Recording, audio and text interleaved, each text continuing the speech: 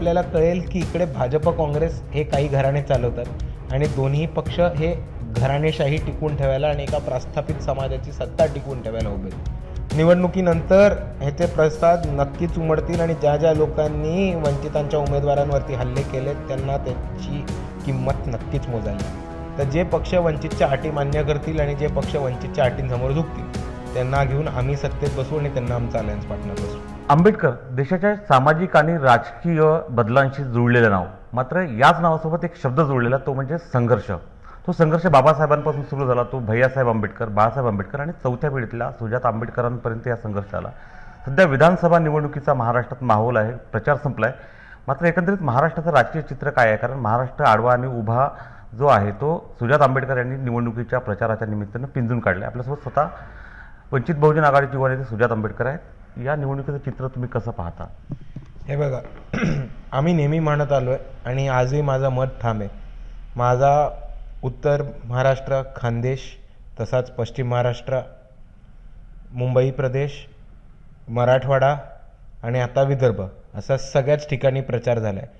आणि एक गोष्ट मी प्रामुख्याने ठामपणे सांगू शकतो ते म्हणजे ही निवडणूक पक्षाच्या आधारावर नाही तर जातीच्या आधारावरती लढली जाते आणि ते चित्र आपल्याला प्रामुख्याने दिसतं.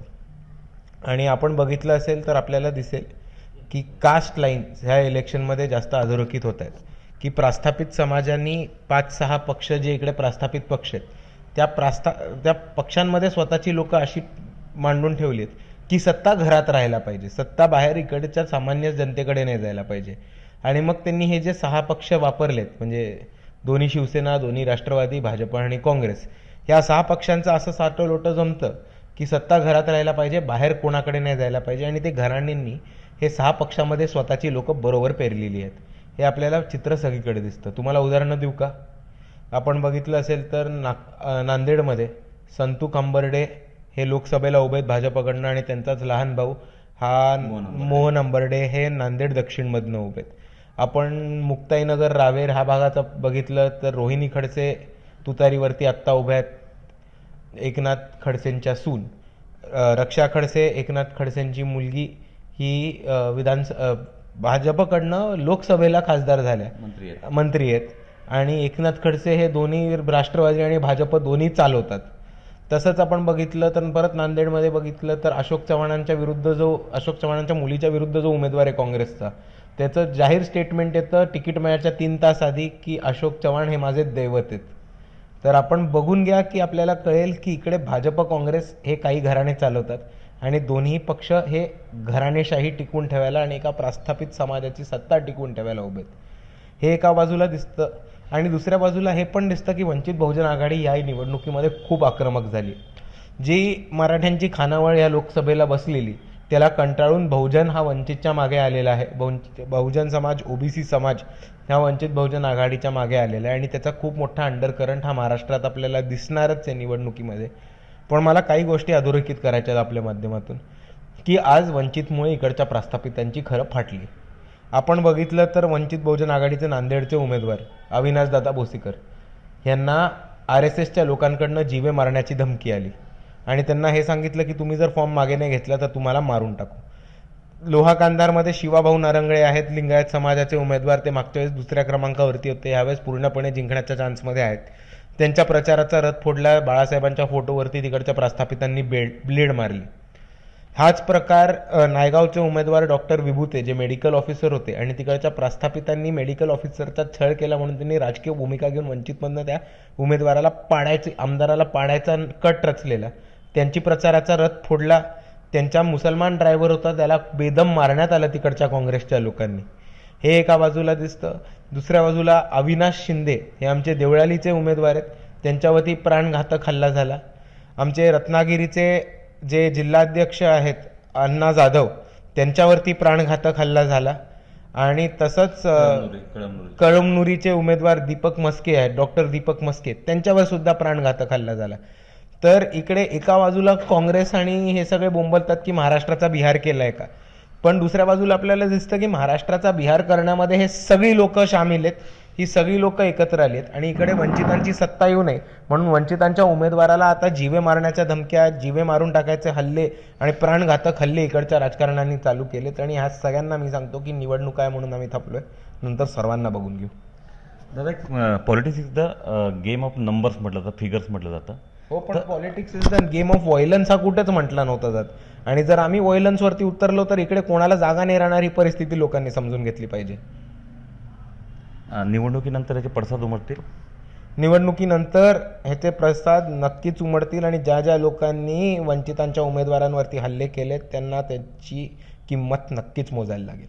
दादा, मी फिगर्सवर प्रश्न विचारला की politics is the game of figures. तर निवडणुकीनंतरच्या ज्या फिगर्स असतील, म्हणजे मी स्पेसिफिक वंचितच्या बाबतीत बोलतोय, कुठं पाहता तुम्ही वंचितला निवडणुकीच्या निकालानंतर? वंचितला निवडणुकीच्या निकालानंतर मी सत्तेच्या केंद्रावरती बघतो. यावेळेस वंचित बहुजन आघाडीचा एकतर आपण बघितलं असेल तर आकडेवारी, वोट शेअर आणि जो ग्राफ आहे तो आपण बघितला असेल तर मागच्या लोकसभेपासून किंवा 2019 पासून जो खाली आलेला, तो एका इलेक्शनमध्ये आम्ही तो ग्राफ वर करून दाखवू. या निवडणुकीमध्ये वंचित बहुजन आघाडी, माझा ठाम मत आहे की ह्या निवडणुकीमध्ये नक्कीच खातं खोलणार आहे आणि वंचित बहुजन आघाडी केंद्रस्थानी जायचे पूर्ण प्रयत्न करेल. तुम्हाला एक प्रश्न आणखी विचारतो. बाळासाहेब आत्ता 2 दिवसापूर्वी म्हणाले होते की सत्तेत वंचित असेल, कारण राज्यकर्ते जमात हा संदेश बाबासाहेबांनी दिला होता. तुमच्या पक्षाचे ब्रीद वाक्य होते की आमचा पक्ष सत्ताधारी पक्ष. तो सत्ताधारी पक्ष या निवडणुकीत तुमचा पक्ष होणार आहे. आमचा पक्ष हा नक्कीच यावेळेस जिंकणार आहे, बऱ्याच सीटा जिंकण्याच्या परिस्थितीमध्ये, आणि यावेळेस निकाल खूप पॉझिटिव्ह येताना सुद्धा दिसेल आपल्याला. पण त्याचबरोबर मी हे म्हणतो की निवडून आलेली लोक हे सत्तेच्या केंद्री जायला आणि सत्ता स्थापन करायला पूर्ण प्रयत्न करतील. दादा, राज्यातला सध्याच्या राजकारणाला 2 आघाड्या आहेत सध्या, म्हणजे ज्या सत्तेसाठी दावा करतायत. या 2पैकी निवडायचं असलं तर मग वंचित बहुजन आघाडी कोणत्या बाजूनं जाईल असं? हे बघा, आम्ही आमची भूमिका ठामपणे मांडली, आम्ही आमचा जाहीरनामा ठामपणे मांडलाय आणि आम्ही आमच्या अटी सगळ्यांसमोर लावल्या. तर जे पक्ष वंचितच्या अटी मान्य करतील आणि जे पक्ष वंचितच्या अटींसमोर झुकतील त्यांना घेऊन आम्ही सत्तेत बसू आणि त्यांना आमचा अलायन्स पार्टनर बनवू. महाराष्ट्राला एक उत्सुकता होती की 2024च्या निवडणुकीत लोकसभेलाही उत्सुकता होती तुमच्याबद्दल. अमरावतीसाठी तुमचं नाव होतं. विधानसभेच्या मैदानात सुजात आंबेडकर दिसतील ही पण आशा, अपेक्षा कार्यकर्त्यांना फार मोठ्या प्रमाणात होती. दादा, तुमची काय एंट्री झाली नाही निवडणुकीच्या रिंगणात? असं थोडी होतं की मी मैदानात नव्हतो, घरी बसून थोडी होतो. मी प्रचार केलाय, तुम्हीच आकडेवारी सांगितली की माझ्या महाराष्ट्रामध्ये आता 39 सभा झाल्या आहेत आणि मी घरी बसून तर नव्हतो. माझा पर्याय हाच आहे की इकडचे जे वंचित आज राजकीय भूमिका घेऊन उभे राहत आहेत आणि त्यांच्यापर्यंत सत्ता कशी पोचवावी, त्यांना सत्तेमध्ये कसं बसवावं आणि इकडच्या वंचितांना सत्तेचं दार कसं उघडून द्यावं, ह्याच्यासाठी माझा नेहमी पर्याय राहील, प्रयत्न राहील आणि तो मी ह्याच निवडणुकीमध्ये सुद्धा केलेला आहे. तुमची जडणघडण होत असताना तुम्हाला कुठं आंबेडकर, तुम्ही प्रकाश आंबेडकरांचा मुलगा आहे म्हणून तुम्हाला तसं ट्रीट कुटुंबियाकडून केलं गेलं नाही? चळवळीत तुम्ही काम करत असताना अतिशय सर्वसामान्य कार्यकर्त्यासारखं तुम्ही प्रत्येकाच्या सहभागी होत असता. एक सर्वसामान्य कार्यकर्ता, जरी तुम्ही तुमच्या नावामागे आंबेडकर लागलेलं असलं तरी आज एक स्टार प्रचारक, एक पक्षाचा चेहरा झालेले आहात. हा प्रवास जो पाहता, त्याच्या मधातला जो काळ होता जडणघडणीचा, तो कसा गेला तुमचा? नाही, त्याच्यामध्ये बऱ्याच गोष्टी झाल्या. म्हणजे पहिले चेन्नईला एक कोर्स केला, त्याच्यानंतर 2019मध्ये पक्षाचे जे काही काम पडेल ते कामामध्ये लागलो. वॉर रूमचं काम असेल, प्रचाराचं काम असेल, अकोल्यामध्ये टीम चांगली होती पण सोलापूरचं निवडणूक सांभाळण्याचं काम असेल, किंवा विधानसभेला मागच्याच वेळेस स्टार प्रचारक बनून मैदानात उतरण्याचं काम असेल, किंवा मध्ये मला प्रवक्ता पण नेमलं होतं 2019च्या निवडणुकीच्या वेळेस मीडियासमोर जायला. तर ती सगळी भूमिका एका बाजूनी वाजवताना माझं सोपं म्हणणं आहे की मी एक पॉलिटिकल सायन्सचा स्टुडंट आहे आणि जिकडे शिकायला मिळतं तिकडे मी शिकत जातो. ते मी आयपॅकच्या अनुभवाबरोबर असेल, UK केलेल्या कोर्सबरोबर असेल, किंवा वंचित बहुजन आघाडीबरोबर सतत चालू असलेल्या ह्या प्रवासात आणि वंचितांच्या लढ्यामध्ये असेल, जिकडे शिकायला मिळतं तिकडे मी शिकतो. तुमची भाषणं अलीकडली जी आहे ती फार धारदार झाली आहेत आणि दिवसेंदिवस जी वक्तृत्वाची धार जी आहे तुमच्यात ती तेज होताना दिसत आहे. ही वक्तृत्वामधली जो ग्राफ तुमचा वाढत आहे तो कुठून येत आहे तुमच्यात? ती माझ्या एकट्याची धारदार झाली आहेत किंवा माझ्या एकट्याचे भाषणं अग्रेसिव्ह झाली आहेत किंवा टोकदार झाली आहेत असं नाही. ती वंचितांच्या आतमध्ये जी राग होता, जी आग होती, ती आज तुम्हाला बाहेर भाषणाच्या माध्यमातून दिसताना दिसते, अजून काही नाही. दादा, एक राजकारणाच्या पलीकडचा प्रश्न विचारतो. जेव्हा निवडणुकीला सुरुवात झाली त्या ऐनवेळी बाळासाहेबांचं आजारपण आलं.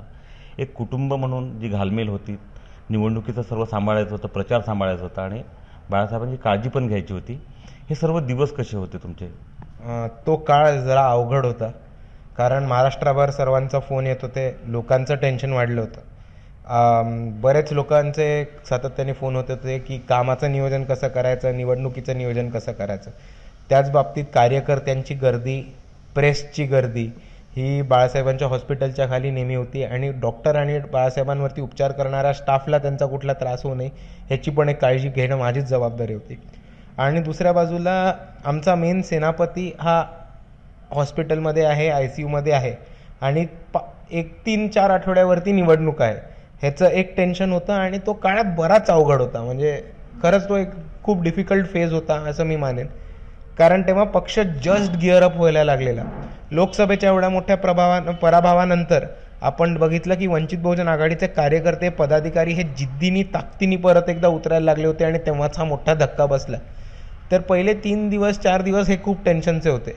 मग जशी अँजिओप्लास्टी झाली, जसे बाळासाहेब फोनवरती बोलायला लागले, त्यांचा एक आरक्षण वाचवायचं आहे ह्या संदर्भामध्ये आपल्याला एक व्हिडिओसुद्धा आला आणि त्याच्यानंतर एक एक गोष्ट स्मूथ व्हायला लागली. पण खऱ्या अर्थाने ही जर कोणाची मेहनत असेल आणि जर ही कोणाची खरं काम असेल तर ते वंचित बहुजन आघाडीच्या कार्यकर्त्यांचं आणि पदाधिकाऱ्यांचं, की त्यांनी कुठेही वंचित बहुजन आघाडीचा प्रचार कमी पडू नाही दिला. आणि मी स्वतः बाळासाहेब आंबेडकर आहे या भूमिकेमध्ये जाऊन वंचित बहुजन आघाडीच्या प्रत्येक कार्यकर्त्यांनी गड, किल्ले आणि मतदारसंघ सांभाळलेले आपल्याला दिसत आहे. एक अगदी शेवटचा प्रश्न विचारतो. हाही राजकीय प्रश्न नाही. बाळासाहेबांनी मतात एक आर्टिकल लिहिलं होतं, राजगृह जेव्हा विकावं लागतं. बाबासाहेबांच्या जाण्यानंतर भैयासाहेबांना, आईसाहेबांना जो संघर्ष करावा लागला होता तो त्यांनी त्याच्यातून मांडला होता बाळासाहेबांच्या आर्टिकलमधून.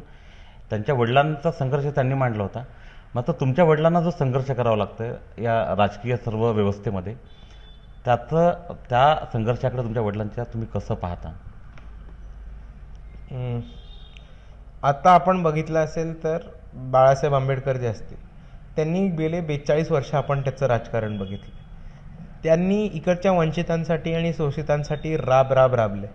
जिथे गरज पडली तिकडे ते उभे राहिलेत आणि अशा ज्या भूमिका होत्या, ज्या इकडच्या कोणत्याही माणसाला, इकडच्या सर्वसामान्यासाठी, वंचितांसाठी, दलितांसाठी, मुसलमानांसाठी घेणं शक्य नव्हतं, ते बाळासाहेब आंबेडकर यांनी घेताना आपल्याला दिसतं. त्यांनी कुठेही जर त्यांच्या आयुष्यात तडजोड केली असती तर मंत्रिपद मिळवून ते कुठेही सेटल झाले असते आणि बेनामी प्रॉपर्टी, मुक्कार प्रॉपर्टी कमवून आम्ही मोकळे झालो असतो. पण ते त्यांनी करायचं नाही ठरवलं. त्यांच्या नावाच्या मागे आंबेडकर आहे आणि आंबेडकर ह्या नावाचा वलय आपण कोणत्याही परिस्थितीत जपलं पाहिजे आणि आंबेडकर नावाची जी एक शान आहे ती उभी राहायला पाहिजे. ह्याच भूमिकेतनं बाळासाहेब आंबेडकरांनी आयुष्यभर राजकारण केलं, तडजोड न करता. आणि आपण बघत असाल की बाळासाहेबांचं राजकारण सक्सेस न होऊ द्यायला आपण सर्वांना एकत्र येताना बघितलं. म्हणजे ते शरद पवार आणि इकडचं भाजपचं ॲडजस्टमेंट असो, आपण सातत्याने BJP आणि काँग्रेस कसे एक होतात बाळासाहेबांना अकोल्यात पाडायला ते आपण बघत आलात. आणि याच परिस्थितीमध्ये आपल्याला एक पण दिसतं की इकडची अख्खी व्यवस्था, मीडिया, प्रशासन हे बाळासाहेब आंबेडकरांचं राजकारण फेल करायला प्रयत्न केले. आणि जेव्हा ते फेल नाही करू शकले तेव्हा त्यांनी एक मोठी बदनामीची मोहीम चालू केली. म्हणजे बाळासाहेबांनी इतका क्लीन कॅरेक्टर असलेला, निष्कलंक असलेला नेता आज महाराष्ट्रात किंवा भारतात आपल्याला मिळणार नाही. तरी बी टीमचे आरोप, 200 कोटी घेतल्याचे आरोप, भाजपशी हात मिळवणी केल्याचा आरोप, हे सगळे खालच्या पातळीचे आरोप आपल्याला दिसतात. एवढंच नाही तर बाळासाहेब एवढं आयुष्यभर राबल्यानंतर जेव्हा त्यांच्यावरती तणाव पडतो, त्या तणावामुळे त्यांची एकदा बायपास होते, त्याच्यानंतर अँजिओप्लास्टी होते, तेव्हा ते ICUमध्ये जातात. तेव्हा आपल्याला इकडचेच प्रस्थापित नेते, त्यांचे गावगुंड, त्यांचे पाकिटमार प्रवक्ते, त्यांचे पाकिटमार पेरोलवरती असलेले पत्रकार हे खूप खालच्या पातळीची टीका आपल्याला बाळासाहेबांवरती करताना दिसतं. आणि ह्याच्यावरूनच आपल्याला कळेल की इकडे एक व्यवस्था आंबेडकरवादी राजकारण उभं राहून द्यायचं नाही त्याच्यासाठी कशी काम करते. आणि हा संघर्ष मोठा आहे. पण जो बाळासाहेबांना, भैयासाहेबांचा संघर्ष मांडायला लागला होता, तो संघर्ष बाळासाहेबांचा अख्ख्या तमाम महाराष्ट्राने बघितलाय, कार्यकर्त्यांनी बघितलाय, युवांनी बघितलाय आणि त्याच्याहून महत्त्वाचा तो आपल्या सर्वांसमोर होत गेलाय.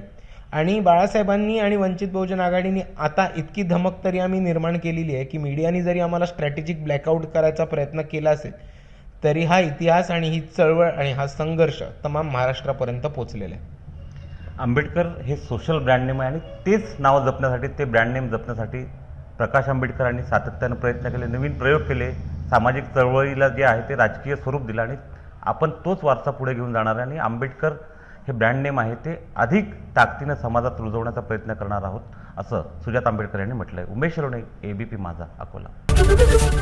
एबीपी माझा, उघडा डोळे बघा नीट.